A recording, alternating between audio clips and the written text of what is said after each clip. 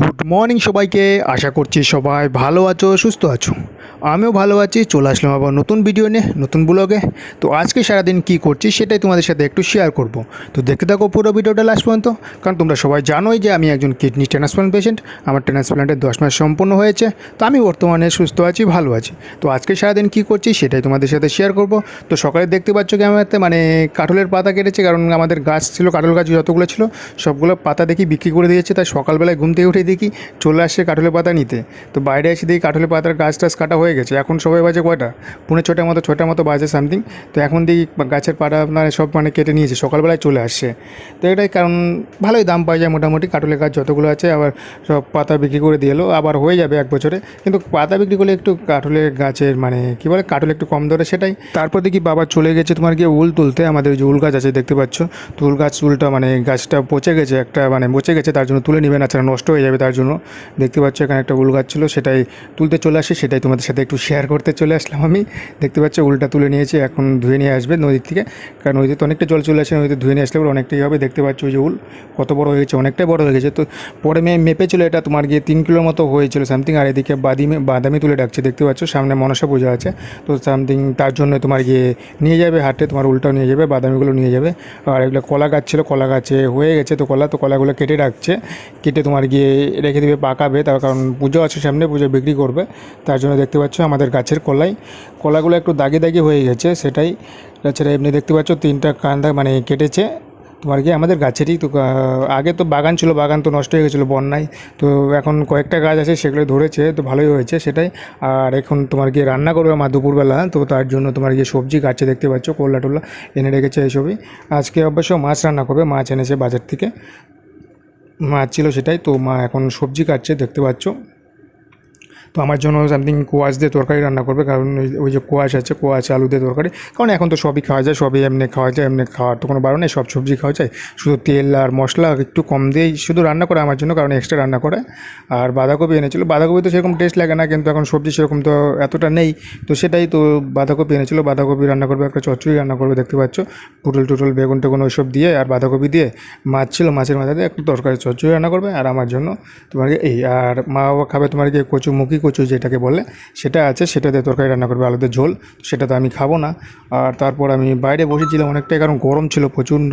তার জন্য আমি গাছতলায় বসেছিলাম। আমি এখানেই থাকি বেশিরভাগ টাইম, দেখতে পাচ্ছ।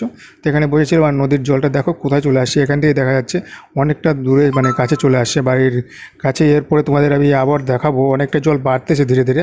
তো আশা করি আরও বেড়ে যাবে, তো তোমাদের আমি পরে দেখাবো। তারপর দেখি বাবা আবার তোমাকে পদ্মা ফুল নিয়ে আসছিলো, দেখতে পাচ্ছ। তো পদ্মা ফুল তোমাদের সাথে একটু শেয়ার করে দিলাম। আমাদের গ্রামেই আছে, মানে পাশে একটা পুকুর আছে ভর্তি পদ্মা ফুল।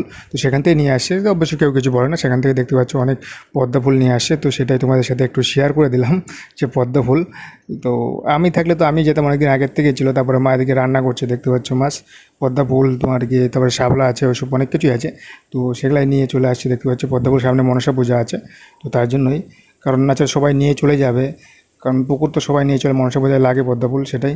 আর দেখতে পাচ্ছ মা রান্না করছে মুখি দিয়ে, আর মানে কচু দিয়ে আর আলু দিয়ে। সেটা তো আমি খাবো না, কচু খাওয়া তো বারণ আছে, অ্যাকচুয়ালি খাই না। আর কচু আমি এমনিতেও খাই না ছোটোবেলা থেকে।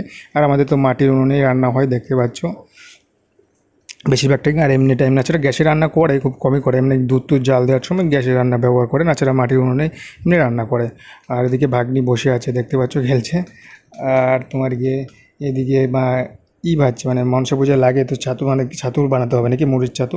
তো চাল ভাজা করছে, আর তোমার গিয়ে খই বানাবে, খই ভাজবে, সেটা বাড়িতেই করছে, দেখতে পাচ্ছ।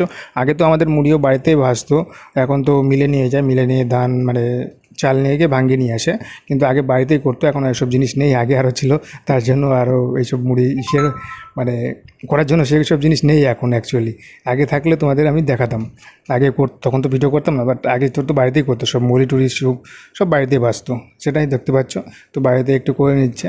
তারপর তোমার গিয়ে দুপুরবেলা খাবার নিয়ে চলে আসে, তোমার গিয়ে খাবার দেখতে পাচ্ছ কী করলা ভাজা, তোমার গিয়ে সেটা করলা ভাজা ছিল। আর তোমার ওই যে মাছের ঝোল ছিল, আর তোমার এদিকে মাছের মাথা দিয়ে এমনি একটা চচ্চড়ি, দেখতে পাচ্ছ বাঁধাকপি আর তোমার গিয়ে কী বলে এটাকে, পটল টুটল ওইসব দিয়ে, বেগুন টেগুন দিয়ে। আর তরকারি রান্না করছে আলু দিয়ে আর কোয়াশ মাছ দিয়ে তরকারি, মাছের ঝোল করেছিল, মাছ এনেছিল সকালবেলা বাজার থেকে, সেটাই দিয়ে রান্না করেছে। তো আজকে দুপুরে এটা দিয়েই খাওয়া দাওয়া করছি। দেখতে পাচ্ছ করলা ভাজাটা একটু খেয়ে নেই, তারপর তোমার গিয়ে মাছের ঝোল ওইসব দিয়ে খাবো। কারণ নর্মালি সব কিছুই খাই, তার মধ্যে শুধু তেল মশলাটা একটু কম খাই, এটাই। আর বাড়ির খাবারই খাই আমি। তারপর তোমার গিয়ে দুপুরে একটু শুয়েছিলাম, শুয়েটা থেকে তো বিকাল হয়ে গেছে, সন্ধ্যাবেলা তোমার চলে আসলাম বাইরে। দেখতে পাচ্ছ নদীতে জল কতটা চলে আসছে, নৌকায় কাছেই চলে আসছে। দেখতে পাচ্ছ নৌকা এখানেই তোমার কি টানাটানি করে দড়ি টানানো আছে, দড়িতে মানে নৌকা এপার ওপার পারাপারই হয়। এখন সবাই এখান থেকে বাইক টাইক নৌকার উপর উঠেই পার করা হয়। তো এখানেই দেখতে পাচ্ছ অনেকটাই জল বেড়ে গেছে, নদী ফুল ভর্তি। আগে তো এই নদী জলে সাঁতারতাম, সাথে ওপারে যেতাম, চান করতাম, বাট এখন সেই দিনগুলো মিস করি। এখন তো সেটা সম্ভব নয়, যেতে পারবো না, চান টান করা যাবে না নদীতে, সেটাই। তারপর দেখতে দেখতে রাত হয়ে গেলো, রাতে খাবার নিয়ে চলে আসলো। রাতে তো সেম খাবারই ছিল, কারণ শুধু গরম করে দিয়েছিল, সেটাই। ওকে, সবাই ভালো থেকো, সুস্থ থেকো, দেখা হচ্ছে পরের ভিডিওতে। আর দুধ আমি গরুর দুধই খাই, অ্যাকচুয়ালি বাড়িতে আসার পর থেকে আমি গরুর দুধই খাই, জলটা বেশি দিয়ে গরুর দুধই আমি খাই, এটাই। দেখা হচ্ছে পরের ভিডিওতে। সবাই ভালো থেকো, সুস্থ থেকো। কারো কিছু প্রশ্ন থাকলে বা কিছু জানার থাকলে অবশ্যই কমেন্টে জানাতে পারো। সবাই ভালো থেকো।